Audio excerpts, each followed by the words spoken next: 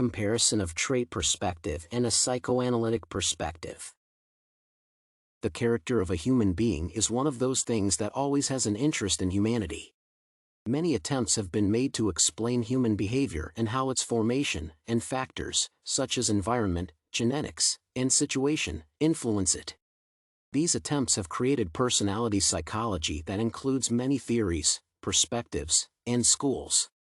Psychoanalysis and trait theory are among the fundamental schools of personality psychology. It is these theories that the author of this work has chosen for comparative analysis. In this work, the author compares and contrasts psychoanalytic and trait perspectives on personality. Trait perspective and psychoanalytic perspective. In order to objectively compare and contrast a trait perspective and a psychoanalytic perspective, it is necessary to describe both of these theories of personality psychology in this work.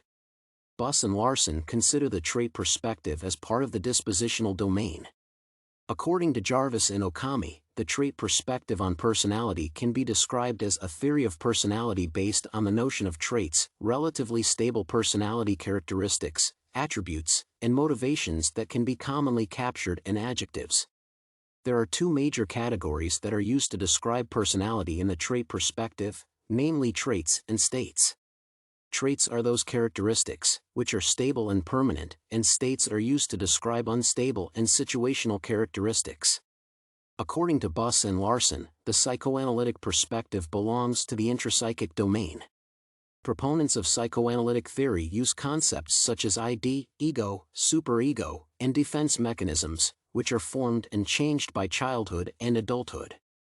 It is also necessary to mention the psychological type model of extroverts and introverts, which greatly influenced personality psychology. Perspectives comprehensiveness.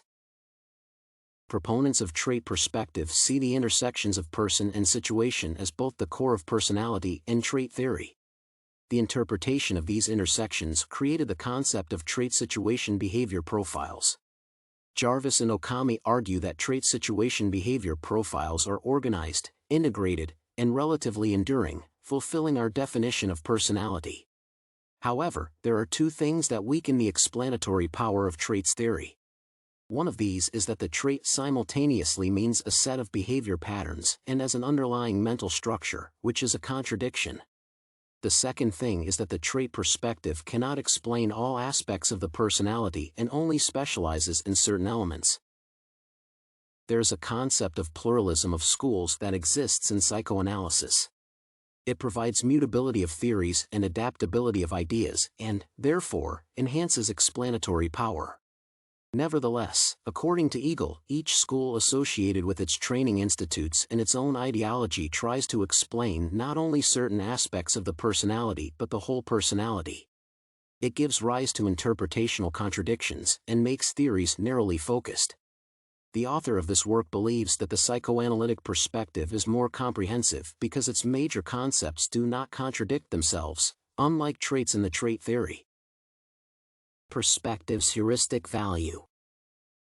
It is safe to say that the trait perspective and psychoanalytic perspective have different heuristic values. Trait theory has gone through several rebirths since its emergence and continues to evolve today in gerontology, providing a background for discoveries. In contrast, the psychoanalytic perspective is in crisis nowadays.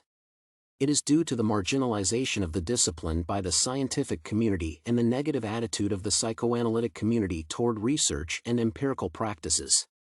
It is also worth noting that the contemporary psychoanalytic perspective needs a general theory to become heuristically valid.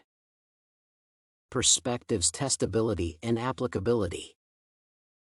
The testability and applicability of the reviewed theories in this work also vary. Researchers argue that contemporary trait theory is moderately predictive. It means that this theory applies to real-life cases and scenarios. Traits theorists using the two-factor model of personality and the Big Five personality traits model to test hypotheses. The modern psychoanalytic perspective is mainly in the theoretical field, which indicates its weak predictive ability. According to Pundit, psychoanalysts use clinical practice and thought experiments to test their theory.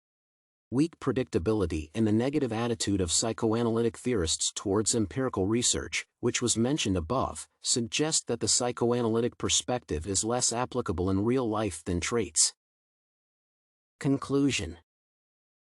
This work compares and contrasts two perspectives on personality psychology, namely the trait perspective and the psychoanalytic perspective. The author describes each of the theories, their comprehensiveness, heuristic value, testability, and applicability. The goal of the analysis was to find out which theory is superior. It was found that psychoanalytic theory is more comprehensive, while traits theory prevails in all other assessment categories.